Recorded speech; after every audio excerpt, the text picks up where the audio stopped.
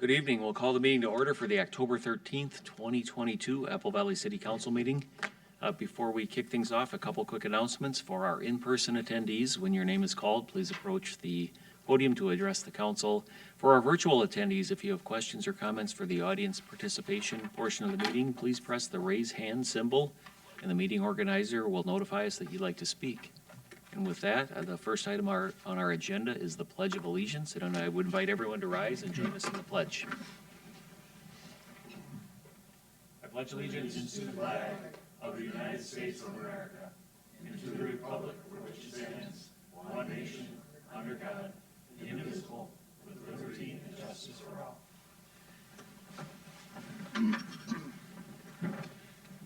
Thank you all. The second item on our agenda this evening is to approve the agenda. And Tom, I know we have a couple items to adjustments this evening. Please go ahead. We do. Good evening, Mr. Mayor, members of the council. On our agenda tonight, we have three suggested revisions or acknowledgements.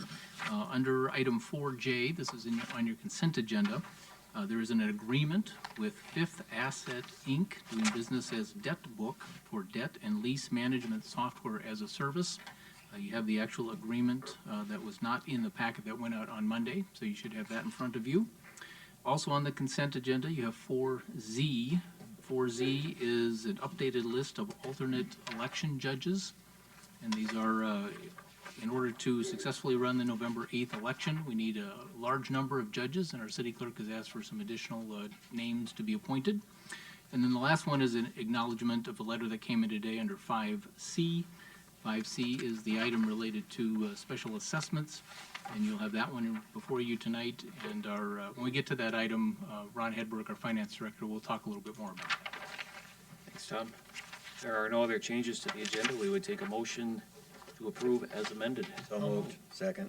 A motion from Goodwin and a second from Bergman. All those in favor indicate by saying aye. Aye. Opposed, and that carries. The next item on our agenda is the audience participation portion of the meeting. This is for items that are not on our regular agenda, and we have a total of 10 minutes for this section. We'll start with our virtual audience and meeting organizer. Is there anyone who would like to speak to this item? Mayor, there is no one in queue to speak on this item in the virtual audience. You said there are none, correct? There are none. Thank you. And for our in-person attendees, is there anyone who would like to speak to the audience participation portion? All right, seeing none, we'll close this section. We'll move on to the consent agenda. While we don't need to pull it and vote on it separately, I would like to just talk a little bit about 4Z, the item we added on there before we move on with the rest of the meeting. So are there any other items from council to pull? Meeting organizer, are there any items from the virtual audience to pull from consent? Mayor, there are none. Thank you. And is there any from the room? All right, seeing none, I would take a motion to approve the consent agenda. So moved. Second. A motion from Councilmember Melander and a second from Councilmember Goodwin. All those in favor indicate by saying aye. Aye. And opposed, consent item carries. On 4Z, I just wanted to take a moment and as we're in the middle of sort of election season, right? We see a lot of news and a lot of coverage about elections and free and fair elections, and none of this happens without, honestly, Pam's work and the work of an awful lot of election judges. And I would love to read everyone's name and recognize them individually, but we would be here until the election. I think it's amazing you have garnered this number of people, right, who have been willing to kind of step out of their daily stuff, spend a day with us, more than a day, because the election season is extended to much more than one day.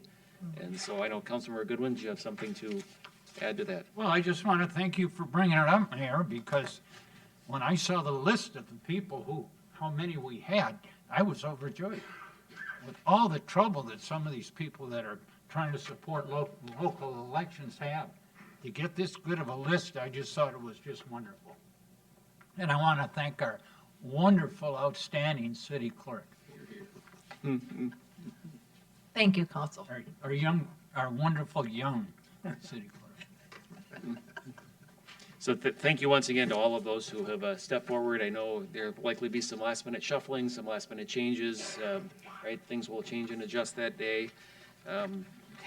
all of my years of voting in Apple Valley, I've had nothing but the best you can call it, a fun experience, right? When you walk in, people are friendly, it's they truly want to be there. So thanks to everyone for offering their time. With that, we will move on to the regular agenda, and we'll start with item 5A, which is to proclaim October 24th, 2022 as World Polio Day. I'd like to invite Karen and Bill forward to talk about what we've got going on. Thank you, Mayor, council members. Thank you very much for having us here today. Just a quick note before we jump into the proclamation. Polio is a big part of what Rotary's founded on, and Karen Kirkman, one of our Rotary members, it's a very important, passionate part for her since joining Rotary, and we'll let her talk for just a moment about what we're going to be doing on the 23rd and why it's important to her and why she feels it's important for the community. Thanks, Bill. Thanks, Mayor and council members. We'd like to invite you to our chili feed on Sunday, October 23rd, but as Bill said, this is a very important fundraising event for our Rotary Club. And when I joined the Rotary Club 5 years ago, I was asked to chair Polio Plus, and it really touched my heart because my dad actually had polio. He had contracted it in the early 50s, right before the vaccination came out. And it's even more important now with, I'm sure most people have heard, polio is now in the state of New York. That's right. So it's even more important for us to eradicate this horrible disease. So we are hosting a chili feed and a silent auction on Sunday, October 23rd from 2 to 5. Cowboy Jackson Apple Valley is hosting it, and we've got about 25 silent auction items, and we just invite you all and the public to come. You can get tickets at the door, or you can contact me at Mid-Country Bank in Apple Valley for tickets. So, Bill, would you like to do the proclamation? Please go ahead, Bill. Mayor and council members, city proclamation from Apple Valley. Whereas Rotary International, including the Apple Valley Rotary Club, is dedicated to Polio Plus, an initiative dedicated to ridding the world of the paralyzing disease known as polio.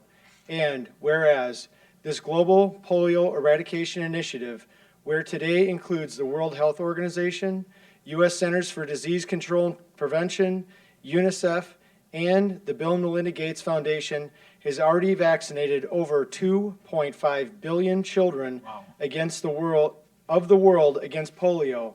And whereas Rotary brings 117 years of history to this initiative, its members are business, professional, and community leaders who provide humanitarian service, encourage high ethical standards, and help build goodwill and peace in the world.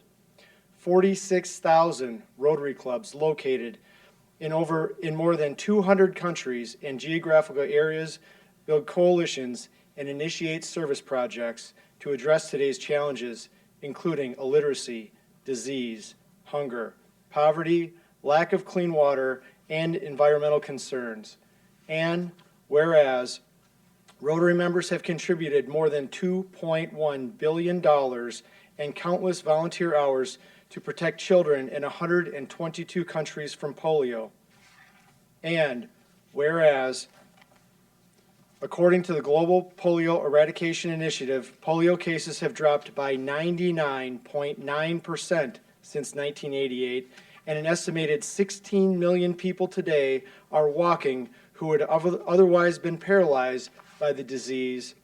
And whereas the risk of polio's resurgence remains a global public health concern that must be continuously addressed until this disease is permanently eradicated. And whereas the Apple Valley Rotary Club has annually raised funds to support this polio eradication effort through a variety of community events, and whereas the Apple Valley Rotary Club invites the community members to this year's Polio Plus Chili Feed and Silent Auction being held on October 23rd, 2022. Now, therefore, the City Council of Apple Valley, Dakota County, Minnesota, hereby proclaims October 24th, 2022 as World Polio Day. in Apple Valley and encourages the community to support the Rotary effort to eradicate polio. Proclaimed this 13th day of October, 2022. Thank you, Bill. Do we have a motion to approve? So moved. Second. Motion from Bergman, a second from Goodwin. All those in favor? Aye. Aye. That item carries. Thank you. Two quick questions. Bill, you talked a little bit about Rotary International, but what is Rotary locally? So Rotary locally is a club of community members, both business and local, who it's a organization that wants to help the community through local, regional, and international projects. Some examples of that would be this project where we're working to eradicate polio. We've also done clean water projects in Haiti. And one of our primary concerns in Apple Valley is scholarships to local communities. So we give away roughly $30,000 to $50,000 a year in various projects, sponsored by various members. And the number one project that we do locally is scholarships for students in local high schools. Well, I imagine a local Rotary Club would love to have visitors and potentially new people join. Is there a website or something that? Absolutely, Mayor. I'm glad you asked. So our local Rotary Club meets Wednesday mornings. We meet Wednesday mornings at the, you must know when and where we meet. We meet Wednesdays at Valleywood Golf Course. Visitors are welcome to join us. We meet at 7 a.m., breakfast provided, and we're always looking for interested community members who are looking to help and give back. And so online, I think people go to applevalleyrotary.org and find out more information as well if they want. Absolutely. So, If you Google Apple Valley Rotary Club, make sure to put in Minnesota because there is an Apple Valley Rotary Club in California. So make sure to put in the MN. I actually had a long email conversation with an Apple Valley, California fire chief applicant who, before he finally figured out he had the wrong city of Apple Valley. So anyway, Councilmember Goodwin. Well, I'm a proud member of Rotary, and I think our mayor's the next president of Rotary, right? Yeah, I might have teed Bill up a little bit. I didn't tell him I was going to do it. So Well, I All the never stuff. got, Thank you, Mayor. I'm a low-ranking member. I never got to be president. there's always an opportunity. Oh, no, too late. But I'd like to point out, Rotary's been around 117 years, and I don't want to date myself, but I've been a member of Rotary for 1/3 of the time Rotary existed, so And you are a charter member of that club, I believe. I'm a charter member. But I was never the president, like the big hotshot here. It was a long time ago, too. Aaron and Bill, thank you for putting this together. As I listen to you read this, though, the one thing that comes to mind is, we lost Bill Scholl a couple years ago, and Bill's involvement and passion for this. Bill was a polio survivor, and we wouldn't be doing this event, right, without his passion that brought it forward, and thank you guys for carrying it on. We do have a signed copy of that proclamation. I'll just let you come grab that, and you can display it proudly at the upcoming event. Thank you, Mayor. Thank you, council members. Thank you. All right, we will move on to item 5B, which is to conduct a public hearing on the vacation of public drainage and utility easement on Lot 2, Block 1, Carroll Center, 4th Edition. And Tom Lovelace has this item.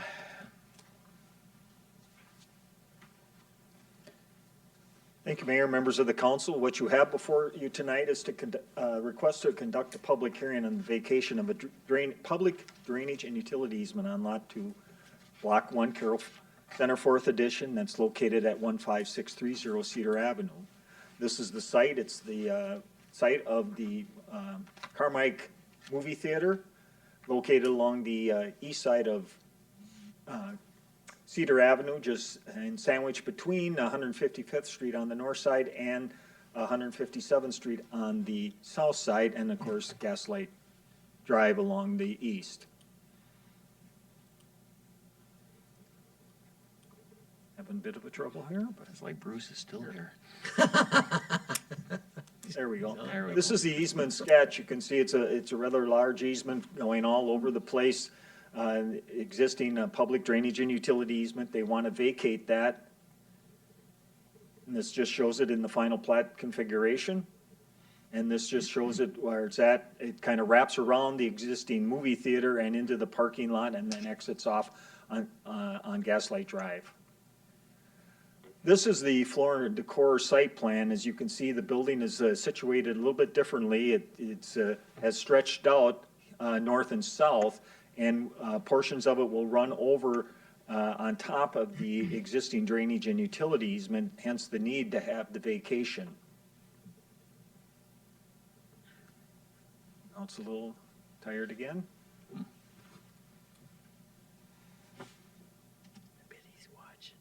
There it is, and this just kind of shows the difference. The existing building is in red, and the proposed building footprint is shown in black, in dark. So with that, they need to vacate the easement. They will be establishing a new easement. We're working out the details with them on the new location of a new easement that would be located east of the new building. But we finalizing those details, and therefore, we are just asking that the hearing be open at this time, receive comments, and close the hearing, but that the city council take no further action until we have that information, and then we can bring back a package. We'll be bringing back a package that would show the vacation of that drainage and utility easement, and then also site plan building permit authorization for the Floor and Decor building, which the Planning Commission unanimously voted for approval. So with that, I'll take any questions. Any questions for Tom? If not, we will go ahead and open the public hearing for the vacation of the drainage and utility easement on Lot 2, Block 1, Carroll Center, 4th Edition. From our in-person audience, do we have any comments for the public hearing? I would ask our meeting organizer if there are any comments from our virtual audience. Mayor, there are none at this time. Thank you. And one last opportunity for our in-person audience. Are there any comments? If not, we will close the public hearing and we'll see this item in the future. Yes. Thank you, Tom. Thank you. We'll have, next item is 5C, and we'll have Ron come up for the 2022 Special Assessment Roll number 685.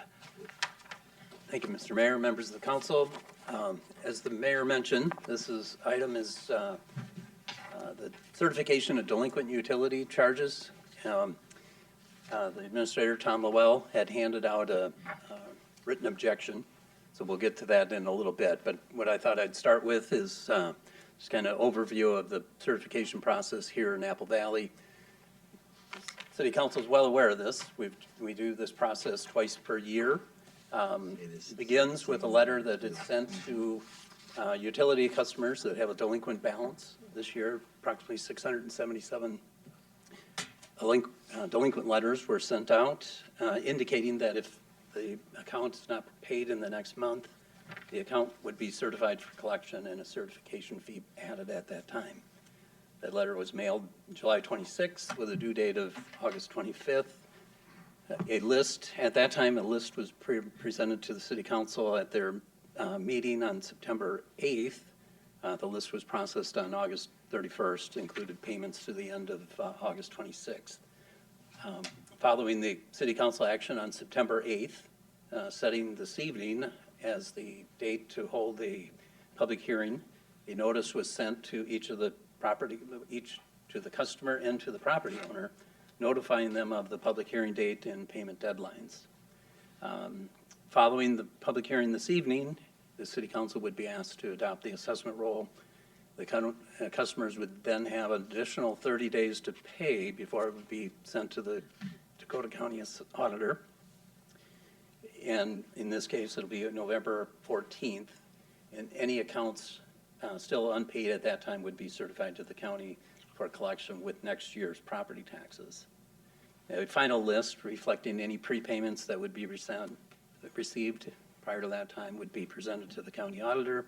We must present that by November 30th, as required by state statute. We do have the one assessment roll this evening, assessment roll 685. The total amount of the original assessment was $160,525.86, representing 416 accounts that received the notices. As of today, $24,959, representing 88 accounts, have been paid since sending out the notices, leaving a balance of $135,566.50. We do estimate there will be another 25 to 50 accounts that would pay prior to being certified to the county. We do, as I mentioned, there was a written objection received along received, and we distributed it this evening, along with an updated list as of, update to the list that you received in your packet. We are recommending that there is one account on there with a large balance, that we remove that from the assessment roll, and we'll work with the property owner on investigating the charges over the last 6 to 12 months.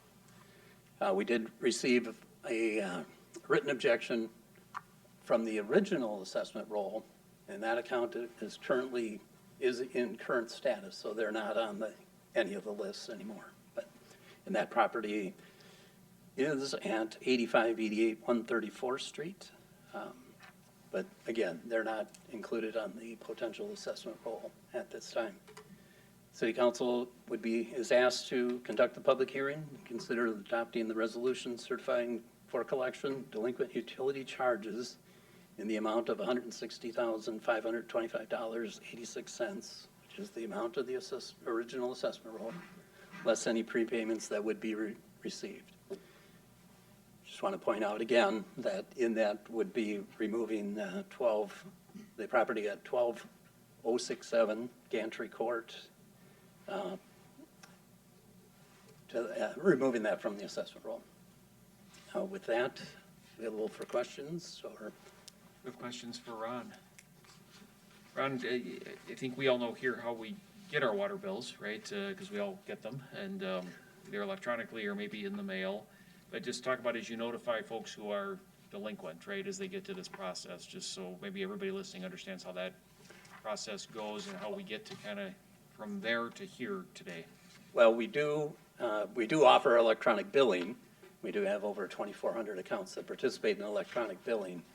The notices for certification and notices of the public hearing must be delivered by first-class mail. So all of those were sent via first-class mail. Got it. Are there any other questions for Tom? No. Or for Ron, excuse me? I'm reading ahead. We'll start with the public hearing, and we'll open the public hearing for the 2022 Special Assessment Roll number 685. We'll start with our in-person audience. Is there anyone who would like to speak to this item? Hearing none, we will look to our virtual audience and ask our meeting organizer if there is anyone in the virtual audience who would like to speak to Assessment Roll number 685. Mayor, there is no one wishing to speak. Thank you. And one last opportunity for our in-person audience. Anyone who would like to speak to the public hearing on this item? Hearing none, we'll close the public hearing, and I would look for a motion to adopt the resolution levying the assessments. So moved. Second. Motion from Bergman and a second from Goodwin. All those in favor indicate by saying aye. Aye. Opposed? And that carries. That takes care of our regular agenda items this evening. We'll move on to staff and council communications, and we have an update on the recap of the Valleywood wine dinner. And I see we have Eric's name listed, but I don't see an Eric, so I think we'll call up whoever would like to come talk about this. So We're bringing everybody. let Mr. Eric Mayor? put a big head. It Yep. takes this many people to replace Eric. Yes.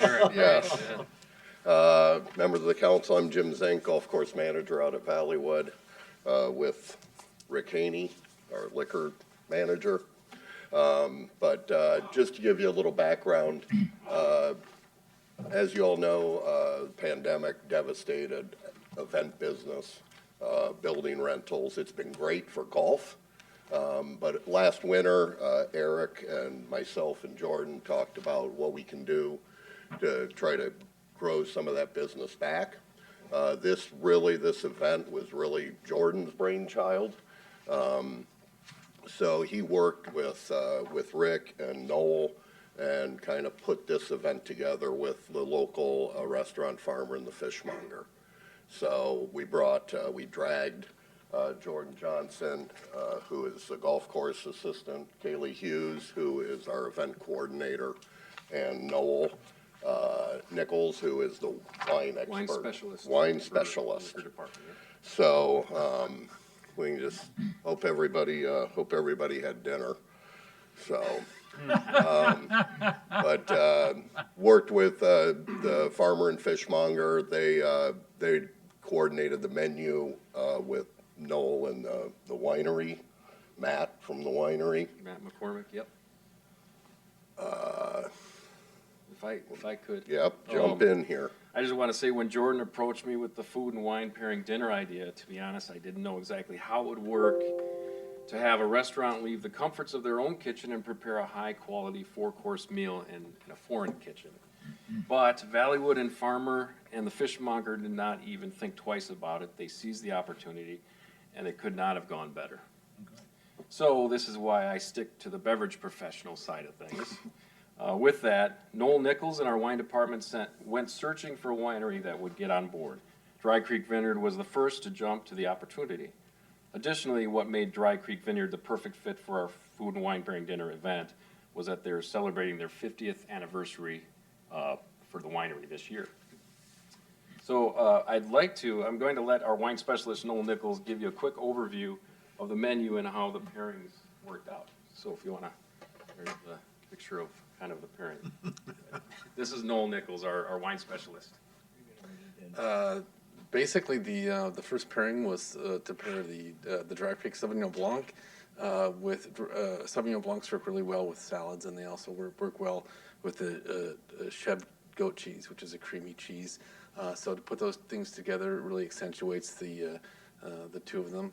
The Chenin Blanc is one of the most food-friendly of white grape varietals, and so that they put that together with the sweet potato gnocchi and the butternut squash puree, and then I think the Heritage Zinfandels do really well with short ribs and with a little bit of spice, a little bit of sweetness. The Zinfandel itself has a little bit of residual sugar to it, so those two elements play really well off each other.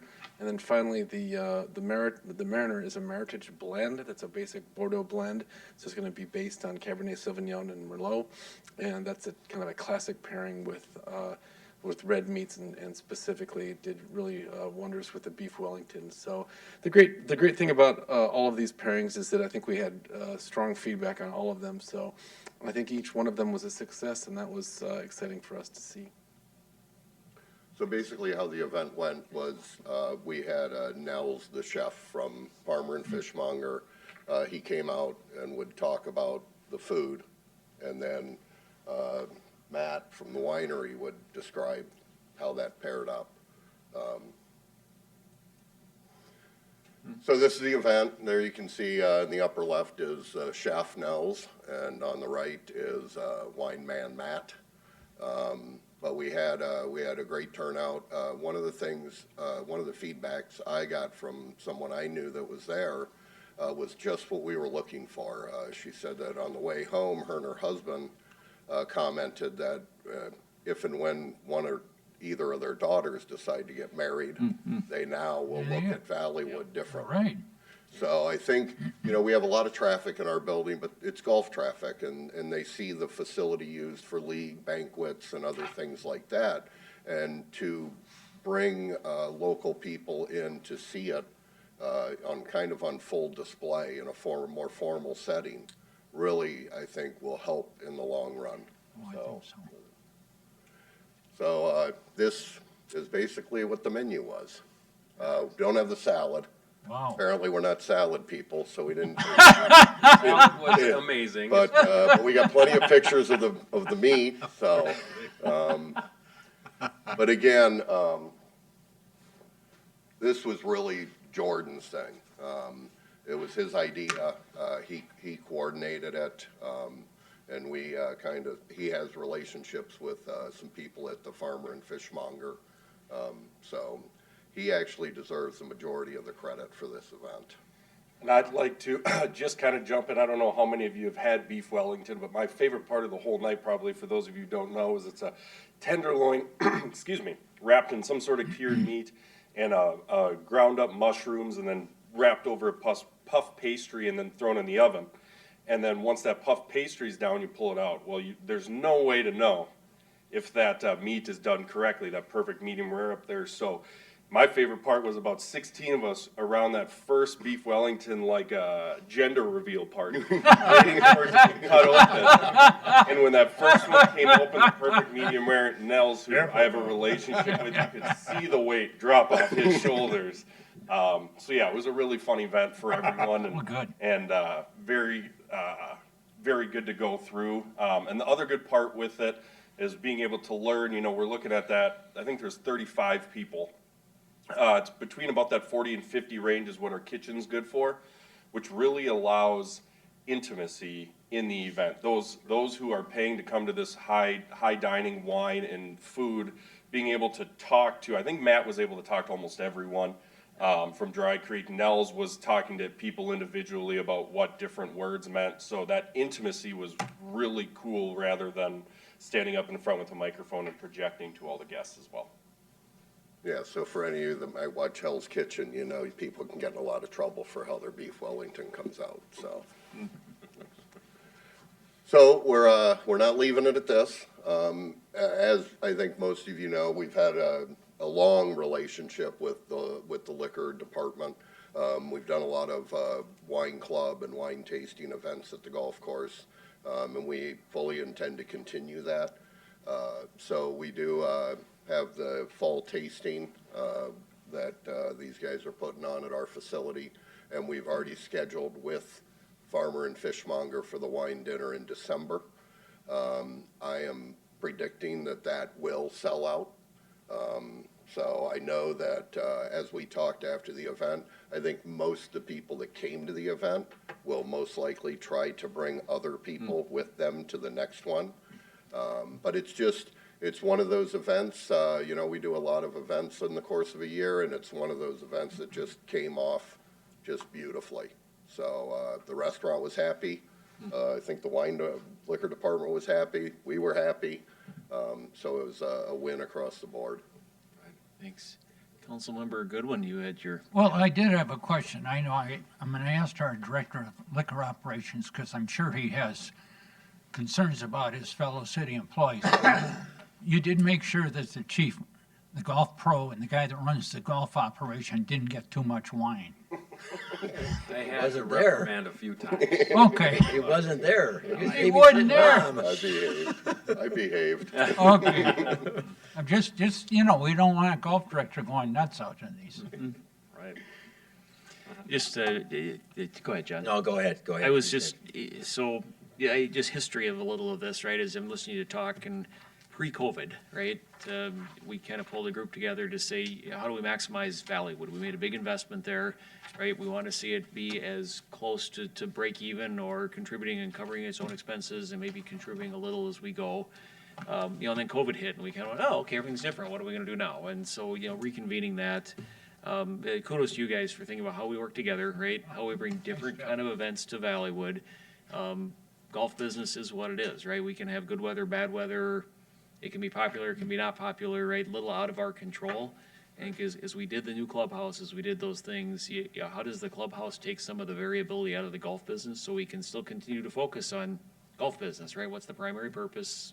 A big chunk of our park system, a nice amenity to town, an attractive amenity for those who want to locate a business here is to have a facility like Valleywood where they can do meetings, host golf tournaments, do fundraisers and the like. So kudos guys for taking that advice. Like, how do we look and just do some different kind of things and attract a different crowd to see the facilities? So this sounds like it was super successful, and thank you for taking that to heart and not being afraid to try something different, because Appreciate that. That's been fun to see. John.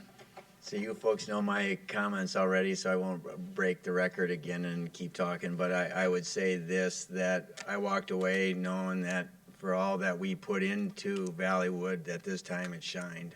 And I think, excuse me, I think that it was overdue, but it was done in a grand style.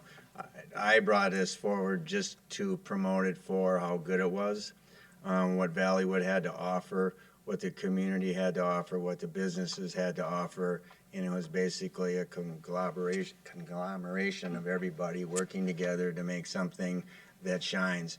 I know that there's a venue in Lakeville that does something similar to this. Their price point is a little different.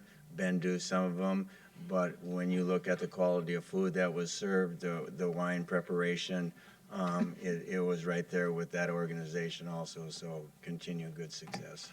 Thank you. Thank you. Thank you. I just have, if I can just, sorry, one more Absolutely, Jordan, quick go ahead. one is, just as we always do, we couldn't have done it with the staff, Noel and all the Apple Valley liquor employees, Kaylee, who's our Right. event planner at Valleywood, who jumped in. All these people had never served, they had never done anything like that, so be able to, deal with a troublesome customer like Councilmember Bergman, and be able to take that all in stride and get everything, the food in and out, was truly awesome. And then the partners from the farmer and the fishmonger, they had their full crew back there. Yeah. They're awesome. Right across the street, they just started doing a brunch on Sunday mornings that I've been able to taste some of the food. I would recommend that. It's all house made, so, Couldn't get there, thank you, council. Yeah, and I'd just like to say, we did invite the farmer and fishmonger manager, and they're obviously a little busy tonight. Working, But yes. they did ask for us to plug their brunch, so. So what would you have done if Councilmember Bergman got out of line? We have our methods. Okay, well, I have a direct line to the I don't chief. want to know. Yes. Councilmember Bergman, you did have your light on. Yes, I do. I will have to say, since we're lighthearted about this right now, Councilmember Goodwin asked if you were there present, and my beloved wife was texting Jim and asked where he was. And Jim replied back, "I'm being scolded by my mother because I didn't tell her about this function and she likes wine." So later in the evening, Bottles it cost me. he advised me that the next day his mother was excited to go to a new restaurant opening in Egan, and he got out of being a bad child. Well, I'm glad you got of trouble. Dinner and 2 bottles of wine it cost me. So keep up the good work. I can't say enough about it. The food was outstanding. Plating was great. I didn't hear every time Jordan opened his mouth at the end, it was applause. So it was fabulous. Thanks, council. Thanks, guys, and thank you Thanks to, for everything, guys. and thanks to Farmer and Fishmonger too, right? Yes, Not only they- is this a cool event, they've made a pretty big investment just across the street over Yep, here right. into, 2 sites that we've kind of languished for a while. We got 2 really cool venues, thanks to them, Yeah. right, that are now partnering with us to do even more things, so Right. it's really Yeah. fun to see. We'll let them know. And we see this as an ongoing opportunity. Yep. The great thing with an event like this, we can do it on a Thursday night where it's not one of our big rental nights. We get that exposure. We're hoping maybe we can partner with some other local restaurants and things on. Different themes, different, Yeah, beer yeah. dinner or whatever it may be. Yeah, the wheels are turning. Yeah, Yeah, very finally. nice. Fishmonger was very enthused about it when at the end of the presentation, I went up and asked them about it, and they were so excited. They wanted to be on board again to do a lot more of these, so I commend them for that, and any business that wants to participate in this kind of stuff, so, Yep. thanks. It's very nice. Thank you. guys. Thank you. Other item, you want to start us off, Tom? Otherwise I can jump into volunteer, which we did not rehearse well tonight for the meeting. So we had 2 additional items. One was about a very prominent and productive volunteer community event, and I think that's one that the mayor would like to Yeah, I can talk to, and- start off with that one. We often get calls from groups and individuals saying, how do we get back? Where do we get a chance to do those kind of things? And we have those opportunities in the city. And we had a group from Wings Financial out Monday to Cobblestone Lake Park. And Mike, you want to come up for just a second? Because I honestly want to recognize your staff as well.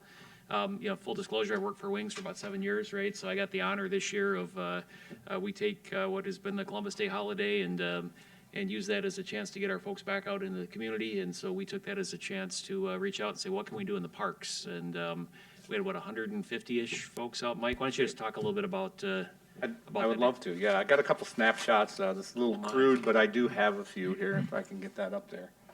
Oops, you want to? Whoops.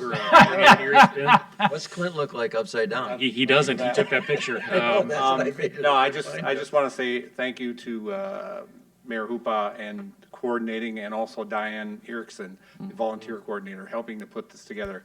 It was a quick effort, came together fast, but it was very productive. Everybody who showed up down at Cobblestone, we were down there, got rid of a bunch of willows that were voluntary around the lake, did a bunch of mulching around some trees and everything. Just a handful of maintenance items that needed to be done there. This volunteer group showed up with smiles on their faces and ready to go. You could see how gorgeous it was out that day too. I mean, perfect day. that was absolutely wonderful. For a solid 2.5 hours, this group just dug in and kept going. I had some maintenance staff there just kind of keeping them rolling, and it was a great experience. I mean, volunteer groups in general across the board are very important entity for us in our Parks Department, and we're all departments for that matter, just to help out on some of our maintenance tasks. And it's good to have that opportunity to be able to utilize those groups to do things like that. Yeah, and again, I mean, this was a fun group. I mean, I get a little bit carefree when they come out and just enjoy the company and being able to experience people that are eager and ready to dig in. So it was nice. I'll show you another picture here of some of the group that was just mulching as well. That's up by the pavilion area that we had. We would just drop off some wood chips and they would dig in and go ahead and take care of that. You can see here the monumental task. That is how thick the willows were down there. It looked like a forest. And with the help of that group, they completely cleaned everything out on that southern half of Cobblestone Lake. So it was, again, a great effort. Not only Wings Financial, but there are many volunteer groups that we have throughout the season, including Boy Scouts, things like that, that just want to jump in. Adopt a Park people that adopt a park, and I just want to say, publicly that I appreciate all that help across the board.